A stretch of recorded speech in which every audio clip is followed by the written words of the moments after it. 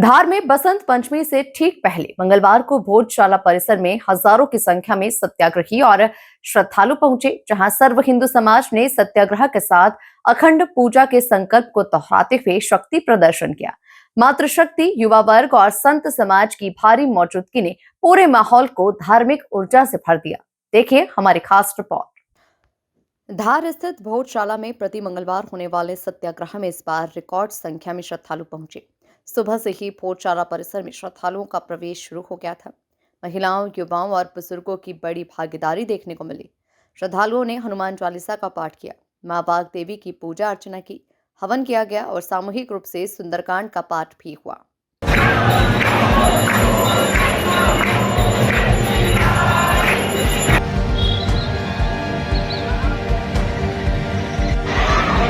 बड़ा लोग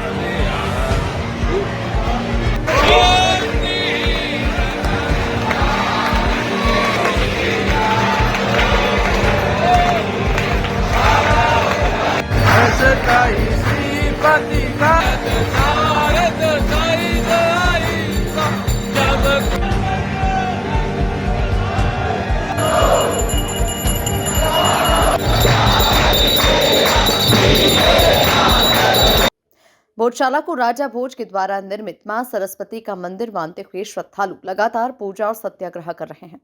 23 जनवरी शुक्रवार को बसंत पंचमी आने से पहले मंगलवार को इतनी बड़ी संख्या में श्रद्धालुओं का पहुंचना, इसे सर्व हिंदू समाज का शक्ति प्रदर्शन माना जा रहा है। भोज उत्सव समिति और हिंदू पक्ष का कहना है कि बसंत पंचमी के दिन सूर्योदय से सूर्यास्त तक अखंड पूजा की जाएगी। सत्याग्रह में देवास से संत कृष्ण गोपाल दास पहुंचे, वहीं बलाई समाज के राष्ट्रीय अध्यक्ष मनोज परमार भी मौजूद रहे। संत कृष्ण गोपाल दास ने एक बार फिर से बसंत पंचमी के दिन अखंड पूजन किए जाने का संकल्प दोहराया। हमारा नाम कृष्ण गोपाल दास है। देवास के पास में आग्रोदेव मां श्री पंचमुखी धाम आग्रोद के महंत हैं और आज माता जी की इच्छा से, सरस्वती मैया की इच्छा से इस सत्याग्रह में शामिल होने का अवसर मिला। ये हमारा परम सौभाग्य है और बसंत पंचमी का जो संकल्प है वो सभी ने हाथ खड़े करके, जो हिंदू समाज का जो भक्ति भाव है वो आज आप देख ही रहे हैं। तो हमारा दृढ़ विश्वास है कि बसंत पंचमी को अखंड सेवा पूजा माता जी की संपन्न होगी और जिस प्रकार से आज उत्साह दिखा, इससे 10 गुना ज़्यादा उत्साह आपको बसंत पंचमी के दिन दिखेगा माता जी की कृपा से, सरस्वती मैया की कृपा से।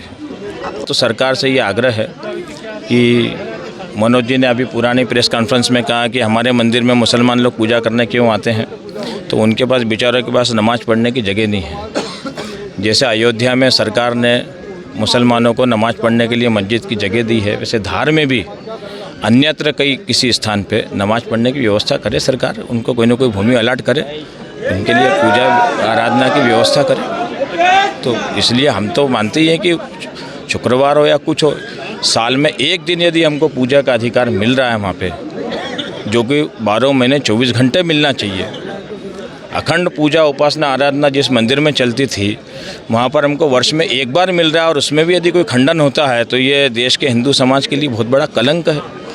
तो हम तो मानते हैं कि हम तो पूरा करेंगे। बाकी जैसी हरी इच्छा, जैसी माता जी की इच्छा, जैसी मैया की इच्छा होगी वैसा ही होगा। कल सभी श्रद्धालुओं से, हिंदू श्रद्धालुओं से आह्वान किया गया था कि हम ये जो बसंत पंचमी के पहले आने वाला जो मंगलवार है, इसमें बड़ी संख्या में हिंदूजन को उपस्थित होने का जो आह्वान किया था, उसका परिणाम है कि आज इस धार शहर से हमारे हिंदू भाई इस सत्याग्रह में आकर शामिल हुए और सामूहिक हनुमान चालीसा का पाठ किया। जो हिंदू समाज की तरफ से प्रशासन और शासन को एक लाइन में एक ही जवाब दिया है हमने कि हम इस बार अखंड पूजा करेंगे और अखंड पूजा होकर रहेगी, क्योंकि जो पूर्व के हमारे 2006, 2013 और 2016 के जो अनुभव थे वे अच्छे नहीं थे, क्योंकि जो साकेतिक नमाज के बाद जो यहाँ पर वातावरण बिगड़ा था उसको लेकर के समाज इस बार पहले से ही सतर्क है और इसलिए हमने सारे अधिकारियों से, प्रशासन से जो चर्चा की है उसमें एक ही बात कही है कि इस बार हिंदू समाज कुछ नहीं, बस अखंड पूजा करेगा। भारी भीड़ को देखते हुए प्रशासन ने पहले से ही सुरक्षा के कड़े इंतजाम किए थे। धार शहर में जगह जगह पर बैरिकेडिंग की गई और बड़ी संख्या में पुलिस बल तैनात रहा। ब्यूरो रिपोर्ट, MP न्यूज़, धार।